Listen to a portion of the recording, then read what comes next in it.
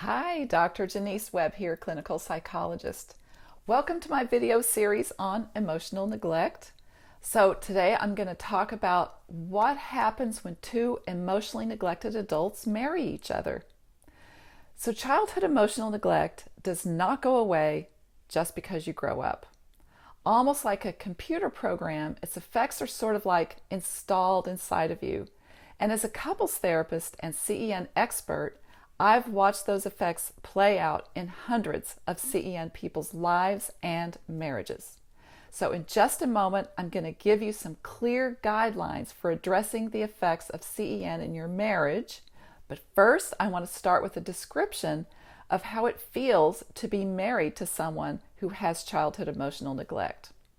So what happens when two people, each of whom grew up with childhood emotional neglect, meet and marry? Well, they create the doubly emotionally neglected couple. Childhood emotional neglect, or CEN, is a subtle, often invisible childhood experience that many adults experienced in their families. As children, they didn't know it was happening, and as adults, they typically have no memory of it. Yet its effects just continue to hang over them like a gray cloud, covering their entire adult lives. And that cloud inserts itself into their marriages, causing emotional distance, miscommunication, and lack of intimacy. The definition of childhood emotional neglect is this: it's a parent's failure to respond enough to the child's emotional needs. So when you grow up with parents who do not validate or respond to your feelings, your child brain knows just what to do. It basically builds a wall to block off the most deeply personal, biological part of who you are, your emotions. They're safely tucked behind the wall. Your parents and you can pretend that your feelings aren't even there or don't matter.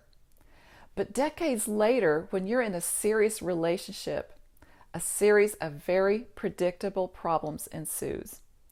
And that wall that helped you as a child, it is interfering. It locks off the valuable internal resource that you need to bind and connect you to your partner, your emotions. Interestingly, those who grow up with childhood emotional neglect tend to be attracted to one another. That's because when your emotions are blocked off, you're bound to feel most comfortable with a partner whose emotions are also tucked safely away. So what happens when two people who grew up emotionally neglected marry? How does the couple deal with two walls between them over the years of being together? To illustrate, I'm going to share a story with you about Jason and Betsy. Jason and Betsy are the perfect example of a double CEN couple. They've been married for 10 years and neither is aware of their CEN. It's a Saturday morning and they're having a mundane conversation. Betsy says, "I'll drop Kurt, their child, off at basketball practice at 10:30. Can you pick Emma up from gymnastics at 9:45? So as she makes this request, Betsy is secretly worried that Jason will be irritated that she's asking him to do something. So as she asks, she watches him really carefully for his reactions.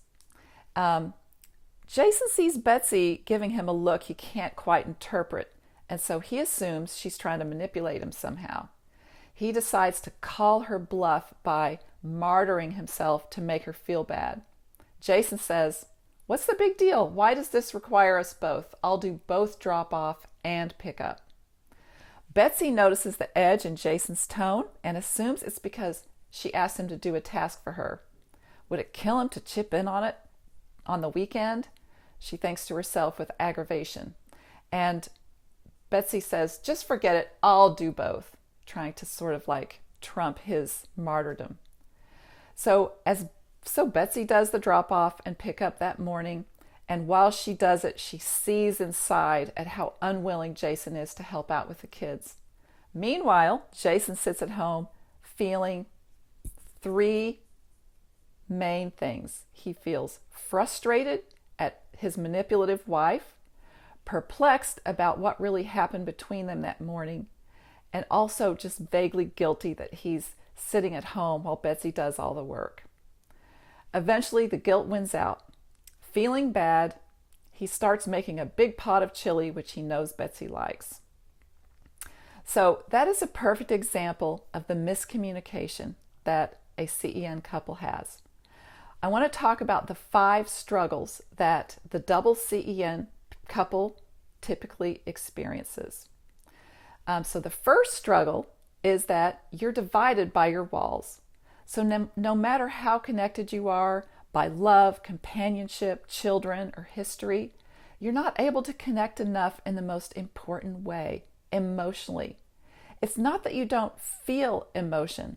Both Betsy and Jason have plenty of emotions in the description that I just gave you. It's just that neither of you is well enough in touch with what you're feeling so that you can share your feelings and use them as you are meant to do as a couple. The second struggle is that you both lack the emotion skills to understand what's really going on.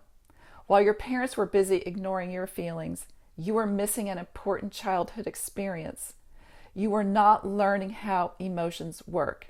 You didn't have the chance to learn how to know when you're having a feeling, identify that feeling, put it into words, or share it with another person.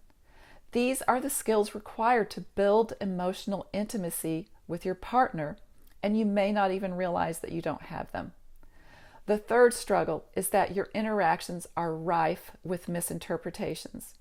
You probably noticed how very out of touch Betsy and Jason are with each other. Betsy views Jason as unwilling to help, which isn't true, and Jason views Betsy as trying to pull something over on him, which she isn't. Both end up feeling upset with each other for false reasons, and neither has the communication skills to discover that his or her assumptions and readings of the other are wrong. The fourth struggle is that over time, you end up increasingly distant from each other. In addition to the normal conflicts that all couples encounter, incorrect readings also contribute to the wedges that drive you farther and farther apart every day. The longer you are together, the more distant you feel. The fifth is very sad and a very difficult one to swallow. It's that even if you love each other, it just isn't enough. I see many double CEN couples in my office, and one thing I often notice is that they usually have a genuine bond of love for each other. But despite the love, one or both members of the couple senses that something very important is missing. One or both of the members feels, despite the love, uncomfortably lonely in the marriage. So if you recognize yourself and your partner as you read this, do not despair. There are answers. You can use this newfound understanding to reach out to your partner. Now that you know what divides you, you can break down those walls, access your feelings, and start sharing them. And then go forward to a brighter, more connected future. Because the great thing about childhood emotional neglect is that it can be healed. So if you found this video helpful, please let me know in the comments. I love to hear what you have to say. And as you learn about CEN, be sure to keep commenting.